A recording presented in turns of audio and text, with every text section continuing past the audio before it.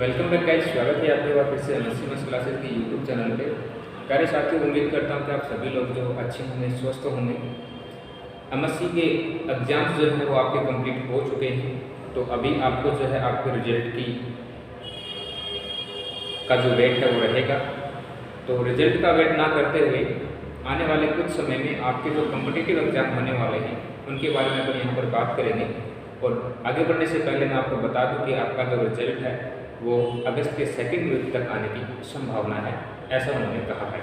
Okay, तो जैसे कि अपन ने कल एक वीडियो की थी, उसमें मैंने आपसे डिस्कस किया था कि कुछ बच्चे ऐसे हैं, कुछ क्या मोस्टली बच्चे ऐसे हैं अपने जो रेलवे ग्रुप डी की तैयारी कर रहे हैं, और कुछ विद्यार्थी ऐसे भी थे जिन्होंने एनटीपीसी CPT2 दिया था लेकिन कारणवश वो क्लियर नहीं हो पाया, जिसके चलते वो हताश हो गए हैं। तो उनको हताश होने की ज़रूरत नहीं है। आपने काफ़ी अच्छी प्रैक्टिस जो है वो की है, आपने काफ़ी अच्छे मार्क्स जो है वो गेन किए होंगे। 1-2 नंबर से अगर कोई रहा है तो बड़ी बात नहीं है। तो वो जो बच्चे हैं उनको हताश होने की ज़रूरत नहीं है। प्लस जो बच्चे एमएससी के अलावा अगर उन्होंने रेलवे ग्रुप डी का फॉर्म अप्लाई किया था 2019 में, 2019 में, तो उन बच्चों को अभी तैयारी करने की सख्त ज़रूरत है। अगर वो थोड़ी सी तैयारी करते हैं तो यकीन मानिए इस एग्ज़ाम को इजीली क्रैक कर लेंगे।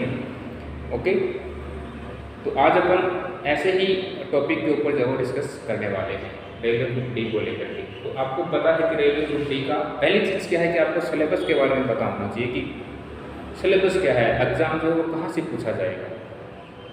पढ़ने वाले बच्चे बहुत पढ़ते हैं लेकिन एग्ज़ाम में फिर सवाल नहीं फंसते, कहते हैं हमने तो बहुत पढ़ा है, हो जाता है, सभी के साथ ऐसा होता है। तो सबसे पहले अपन यहाँ पर अगर सिलेबस के बारे में डिस्कस करेंगे तो देखो, आपको पता है यहाँ पर आपको जो रीजनिंग है वो 30 मार्क्स 30 क्वेश्चन आपको पूछे जाएंगे। फिर मैथ्स की बात करें तो 25 मार्क्स, और उसी प्रकार से साइंस की बात करें तो 25 क्वेश्चन और 25 मार्क्स आपसे यहाँ पे पूछे जाएंगे। ओके, यानी कि आपका ओवरऑल यहाँ से 80 नंबर का जो पेपर है वो पूछा जाएगा। 80 नंबर इक्वल टू 80%, सिंपल सी बात है। 100 नंबर का पेपर होगा, 1.5 घंटे का समय मिलेगा। अब इसके अलावा जो 20 नंबर बच गए वो आपके आते हैं स्टैटिस्टिक्स, जीके प्लस करंट। ठीक है, यहाँ से आपके 20 क्वेश्चन और 20 मार्क्स के पूछे जाएंगे। बच्चा जब यहाँ पर अपना टाइम सबसे ज़्यादा लगाता है, कभी लगाएगा भी, क्यों नहीं लगाएगा। यहाँ पर आपको 25 क्वेश्चन पढ़ने हैं साइंस के अंदर, सिंपल है।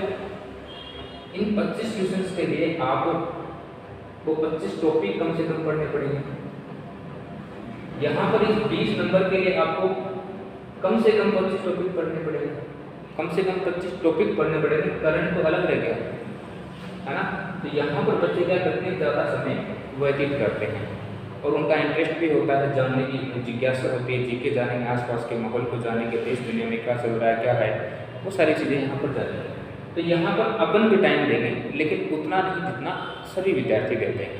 ओके, क्योंकि हमें यहाँ से मतलब है, अगर हम यहाँ से 80 नंबर का पेपर अगर बनाते हैं तो फिर ये चाहे आप मत करो, 80% कम नहीं है। एक चीज़ और मैं आपको बता दूँ, इस साल आपका जो रिजल्ट है वो परसेंटाइल लेवल पर डिक्लेयर किया जाएगा। ये नहीं है कि आपकी रिसिप्ट जो वो टफ आ गई, फिर टफ आ गई तो फिर क्या होगा, नॉर्मलाइजेशन होगा और फिर मार्क्स जो बढ़ जाएंगे। बिल्कुल नॉर्मलाइजेशन होगा, ऐसा मैं मना नहीं कर रहा, लेकिन रिजल्ट जो है वो आपका परसेंटाइल लेवल पे दिया जाएगा। कहने का मतलब आपने किसी एक बोर्ड से फॉर्म भरा है, उस बोर्ड में किसी विद्यार्थी के मैक्सिमम 80 मार्क्स आते हैं, ठीक है, कैसे भी करके, तो उस बोर्ड का टॉपर ये कराएगा, यानी कि फर्स्ट रैंक के अंदर आएगा। मेरे कहने का मतलब ये है कि इस बार जो आपके रिजल्ट्स होंगे वो रिजल्ट्स बोर्ड वाइज जाने वाले हैं। किस बोर्ड में कितना रिजल्ट है वो यहाँ पर आएगा, वो यहाँ पर जाने वाला है। समझ गए आप ये? ठीक है, तो ये जो करंट वाले टॉपिक हैं और जो स्टैटिस्टिक्स जीके हैं, इसके ऊपर भी अपन डिस्कस करेंगे कि कहाँ से क्या पढ़ें। यानी कि कम पढ़ना है तो अच्छे मार्क्स लेना है, ये नहीं कि इतना पढ़ना है तो इतने से नंबर लाना है, ऐसा यहाँ पर नहीं होगा। ओके, तो आज अपन मैथ्स के बारे में डिस्कस करेंगे। मैथ्स के विद्यार्थी हैं तो सबसे पहले मैथ्स में आप लोगों की रुचि जो रही होगी, इसी के ऊपर अपन यहाँ पे डिस्कस करेंगे। तो यहाँ पे देखिए, मैंने मैथ्स को 6 भागों में डिवाइड कर दिया है। हालांकि ये भाग 5 ही बनाने थे, लेकिन बाद में कोई बच्चा किसी टाइप की प्रॉब्लम क्रिएट ना करे या फिर उसको ये ना लगे कि भाई ये वाला टॉपिक तो आया ही नहीं हमारे सिलेबस के अंदर, तो उन बच्चों के लिए फिर मैंने यहाँ पे 6ठा नंबर का जो पॉइंट है वो और बना दिया है। हालांकि ये सारी चीज़ें इन 5 में कवर हो जाएंगी, लेकिन फिर भी अगर कोई विद्यार्थी चाहता है तो वो देख ले। सबसे पहले अपन बात करते हैं पॉइंट नंबर 1, नंबर सिस्टम। ठीक है जी, 5 भागों में मैंने मैथ्स को डिवाइड किया। 5 भागों में पहला पार्ट जो है यहाँ से आपके पास 6 से 8 क्वेश्चन पूछे जाने की संभावना है, यानी कि कम से कम 6 क्वेश्चन तो यहाँ से आने ही वाले हैं। पार्ट नंबर 1 के अंदर number system, simplification, LCM, HCF, square root, क्वाड्रूप्स, रेशियो एंड प्रोपोर्शन, संख्या पद्धति, सरलीकरण, एलसीएम और एचसीएफ, स्क्वायर रूट वाला हो गया, और अनुपात समानुपात। यहाँ से आपसे 6 क्वेश्चन पूछे जाने की संभावना है। जब आप ये टॉपिक पढ़ेंगे या फिर मेरे द्वारा गाइडेंस में आपको बताया जाएगा, उस टाइम ये जो टॉपिक है 1, 2, 3, 4 एंड 5 मात्र 2 दिन, बोले तो 8 घंटे, यानी कि इन 5 टॉपिक को मात्र 8 घंटे में कंप्लीट करना होगा। ठीक है, ओनली 8, यानी कि आपको 8 घंटे में ये टॉपिक पढ़ने ही पड़ेंगे, क्योंकि समय नहीं है आपके पास। ठीक है, समय के ऊपर भी बात करेंगे कि किस तरीके से आप समय की जो है वो टाइम टेबल बनाएंगे और फिर उसके अकॉर्डिंग आपको अपना तैयारी करना है। ठीक है, पहली चीज़ आपको समझ आ गई क्योंकि 6 से 8 क्वेश्चंस करने के लिए आपको मात्र 8 घंटे में ये 5 टॉपिक पढ़ने होंगे। पॉइंट नंबर 2 पे बात करते हैं time and work 5 and 20। Time and work 5 and 20 से 4 क्वेश्चन पूछे जाएंगे। 101% यहाँ से 4 क्वेश्चन पूछे जाएंगे। लेवल इनका थोड़ा हाई होगा, इनका लेवल जो है वो थोड़ा सा हाई होगा बजाय इन क्वेश्चन से, यानी कि टाइम एंड वर्क से जो क्वेश्चन पूछे जाएंगे और फिर पॉइंटों में पूछ दिया जाएगा। कहने का मतलब कहा जाएगा कि ए किसी काम को 12.5 दिन में करता है, बी किसी काम को 13.5 दिन में करता है, दोनों मिलकर काम को कितने दिन में करेंगे। तो वहाँ पर जब पॉइंट में आ जाता है सिस्टम, तो बच्चे का वाले थोड़े से घबरा जाते हैं और फिर वहाँ पे दिक्कत क्रिएट हो जाती है। हालांकि आप हमसे मैथ्स कर चुके हैं तो आपको ये दिक्कत नहीं होगी, पर हमारे साथ वो साथी भी जुड़ने वाले हैं जो 10th लेवल पे तैयारी करने वाले हैं। ठीक है, 2 नंबर ये हो गया। यहाँ पर 2 दिन आपका समय जा चुका है, यहाँ पर भी मैं आपको 2 दिन और देता हूँ, 2 दिन आपके यहाँ जा चुके हैं। तीसरा नंबर का टॉपिक है टाइम एंड डिस्टेंस, समय और दूरी। समय और दूरी अगर आप कर लेते हैं तो आप बोट एंड स्ट्रिंग वाला टॉपिक ऑटोमेटिक कर लेंगे, ट्रेन वाला टॉपिक भी ऑटोमेटिक कर लेंगे। सिंपल था। ठीक है जी, यहाँ पर आपको 1 दिन, यहाँ पे देखो 2 दिन का मतलब है मात्र 8 घंटे, मात्र 8 घंटे, यहाँ मात्र 4 घंटे, घंटों में बात हो रही है। 3 नंबर टॉपिक डिवाइड हो गया। यहाँ से क्वेश्चन कितना आएंगे, 2 क्वेश्चन आपसे पूछे जाएंगे। ठीक है, 6 क्वेश्चन यहाँ से, 4 यहाँ से 10, 2 यहाँ से 12। Percentage, simple interest and compound interest, profit and loss, decimal fraction, decimal fraction. यहाँ से आपके 4 से 6 क्वेश्चन पूछे जाएंगे। यहाँ पे अपने अगर टोटल 12 और 4 16 नंबर का पेपर हो चुका है यहाँ। ओके जी, ये बाद में बात करेंगे 1 मिनट। जिस दिन आप परसेंटेज पढ़ेंगे उसी दिन आपको प्रॉफिट एंड लॉस भी पढ़ना है। ठीक है, 2 दिन तो नहीं मिलेंगे, ये आपको करने के लिए मात्र 1 दिन मिलेगा। फिर आपको डेसिमल फ्रैक्शन और SI एंड CI, यहाँ पर आपको 1 दिन, यानी कि 2 दिन मैंने आपके यहाँ पे व्यतीत कर दिया। 2 दिन का मतलब 8 घंटे, 2, 2, 4, 5, 6, 7, 7 डेज। 7 डेज में आपकी 80% मैथ कंप्लीट। ठीक है, 80% मैथ आपकी कंप्लीट। अगर मैं टाइम और ड्यूरेशन की बात करूँ, 2 घंटे, 2 घंटे के लिए 4, माफ कीजिएगा 8 घंटे, 8 घंटे 16, 16 और 4 20, 20 और 2 22, 22 घंटे। ठीक है, यहाँ से आपको 22 घंटे पढ़ना, यानी कि 7 दिन में आपको मात्र 22 घंटे ही पढ़ना है, मात्र 22 घंटे में पढ़ना है आपको मैथ्स का 80% पार्ट। ठीक है जी, अब बात करते हैं यहाँ पर जो डिस्काउंट आपको दिख रहा है ना, तो ये डिस्काउंट वाला टॉपिक है, ये प्रॉफिट एंड लॉस में कंप्लीट हो जाता है, इसलिए मैंने इसको अलग लिखने की नहीं सोची थी, पर आप सवाल क्लियर ना करें इसलिए मैंने यहाँ पर ये बता दिया। पार्टनरशिप थोड़ा सा अलग टॉपिक है, मानता हूँ। एवरेज सभी का पिताजी है ये मान लो, ठीक है। फिर भी अगर आप कुछ देखना चाहो तो यहाँ से इसको अलग देख सकते हो। फिर ये आता है एलिगेशन वाला जो टॉपिक है ये आप परसेंटेज में कंप्लीट करेंगे, ठीक है जी। फिर बचता ए, ये थोड़ा सा अलग टॉपिक है, तो यहाँ पर भी आप क्वेश्चन को देख सकते हैं। एक से एक क्वेश्चन आने की संभावना, यानी ये जो और पार्ट बच गए यहाँ से एक ही क्वेश्चन आने की संभावना है। 16 नंबर का पेपर हो चुका है अपना, एक एक क्वेश्चन यहाँ से, और ओवरऑल अगर मान लो 3 क्वेश्चन यहाँ से मान लेते हैं ना, तो 16 + 3 = 90, राइट से लिखिएगा करेंगे। मैं लेफ्ट में ना लेफ्ट से काम करता हूँ करने के लिए। कितना हो गया? 19 मार्क्स का पेपर हो गया आपका। अब आपके नंबर बच गए 6, 25 में आपके नंबर कितने बच गए? 6 नंबर बच गए। तो ये जो आपकी एडवांस है ना, एडवांस मैथ्स दिख रही होगी आपको, एडवांस मैथ्स पॉइंट नंबर 5, जो जिससे को देखकर बच्चे जो घबरा जाते हैं। यहाँ से आपसे 6 से 9 क्वेश्चन या 6 से 8 क्वेश्चन कर लो, क्योंकि 6 नंबर ही बचे हैं अपने पास, तो 6 से 8 क्वेश्चन आपको यहाँ से पूछे जाएंगे। एलिमेंट्री स्टैटिक्स से क्वेश्चन पूछा जाएगा, जिसके अंदर माध्य, माध्यिका, बहुलक, विचलन, गुणांक आता है। ट्रिग्नोमेट्री, त्रिकोणमिति है।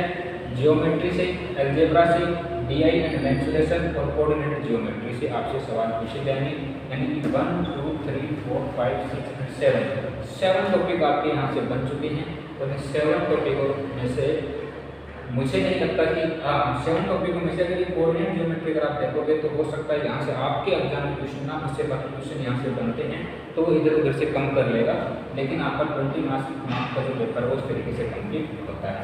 अब यहाँ पर आप देखेंगे सबसे ज़्यादा, अब मैं यहाँ पर अगर आपको जैसे अपने मैथ्स को 5 भागों में डिवाइड किया, तो सबसे पहले अगर मैं एडवांस मैथ की बात करूँ तो मेंसुरेशन से सबसे ज़्यादा क्वेश्चन पूछे जाएंगे जो पिछले सालों में पूछे गए हैं। उसी प्रकार यहाँ पार्ट नंबर 1 में देखते हैं तो एलसीएम से सबसे ज़्यादा क्वेश्चन पूछे जाएंगे, ठीक है। इसके अंदर टाइम एंड वर्क से पूछे जाएंगे, इसमें टाइम एंड स्पीड से पूछे जाएंगे। यहाँ पर बात करें तो डेसिमल फ्रैक्शन से ज़्यादा क्वेश्चन पूछे जाते हैं। मैं आपको ग्राफ दिखाऊंगा जो पीछे साल में जो पेपर हुए हैं उसमें किस तरीके से पूछा गया था, वो यहाँ पर मैं बताने वाला हूँ। बाकी यहाँ से भी एक आधा क्वेश्चन आपको देखने को मिलेगा, ठीक है जी। अपन ने अब तक बात कर ली 7 दिन में 22 घंटे की आपको पढ़ाई करनी है, ठीक है जी। 7 दिन में मात्र 22 घंटे पढ़ो और मैथ को 80% कवर कर लो, यानी कि आपको दिन में 4 घंटे मैथ्स को देने होंगे, 7 दिन में मैथ कंप्लीट। अभी और भी है, 4 घंटे में ना पढ़ाई 10 घंटे करनी है। यहाँ पर और थोड़ा सा डिवाइडेशन देते हैं आपको ताकि थोड़ा इजी हो जाए।